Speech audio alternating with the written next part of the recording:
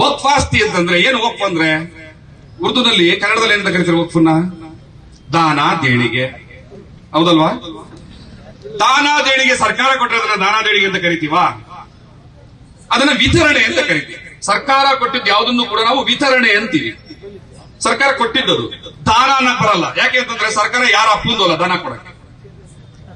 ದಾನ ಕೊಡೋ ಪವರ್ ಎಲ್ಲಿದೆ? ಪ್ರಜಾಪ್ರಭುತ್ವ ವ್ಯವಸ್ಥೆಯಲ್ಲಿ ಸರ್ಕಾರ ದಾನ ಕೊಡೋದಿಲ್ಲ.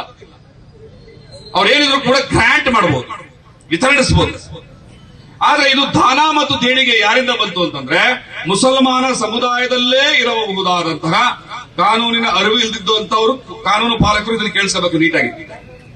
ಮುಸಲ್ಮಾನ ಸಮುದಾಯದಲ್ಲೇ ಇರಬಹುದಾದಂತಹ ಶ್ರೀಮಂತರು, ದೊಡ್ಡ ದೊಡ್ಡ ಭೂ ಮಾಲೀಕರು, ಸ್ಥಿತಿವಂತರು, ವಿದ್ಯಾವಂತರು, ಹಣವಂತರು ಆ ಅಲ್ಲಾಹನನ್ನ ನಂಬಿ ನಾನು ಈ ಸಮುದಾಯದ ಬಡವರಿಗೆ ಏನಾದ್ರೂ ಕೊಟ್ರೆ ಆ ಅಲ್ಲಾ ನನಗೆ ಕೊಡ್ತಾನೆ, ನನಗೆ ಸದ್ಗತಿ ಕೊಡ್ತಾನೆ, ನನಗೆ ಪುಣ್ಯ ಕೊಡ್ತಾನೆ, ನನ್ನ ಪಾಪವನ್ನ ಕಳಿತಾನೆ, ನನಗೆ ಒಂದಿಷ್ಟು ಸಾಂತ್ವನವನ್ನ ಮನಃಶಾಂತಿಯನ್ನ ಕೊಡ್ತಾನೆ.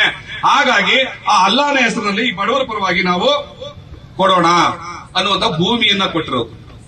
ಅದನ್ನ ಕೆಲವು ಕಳ್ಳರು, ಭೂಮಿ ಕಳ್ಳರು ಎತ್ತಾಕೊಂಡು ಹೊರಗಿದ್ದಾರೆ. ಅಂದ್ರೆ ಡೂಪ್ಲಿಕೇಟ್ ರೆಕಾರ್ಡ್ಗಳನ್ನ ಮಾಡಿ 17,000 ಎಕರೆ ಭೂಮಿಯನ್ನ ಕಳ್ಳತನ ಮಾಡಿದ್ದಾರೆ.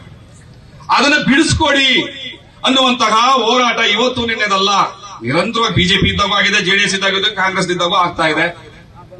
ಹಾಗಾಗಿ ಆ ವಕ್ಫ್ ವಿಚಾರಕ್ಕೆ ಸಂಬಂಧಪಟ್ಟಂತೆ ಸರ್ಕಾರನ ಆಗ್ರಹಿಸಕೊಟ್ಟಿದ್ದೀವಿ.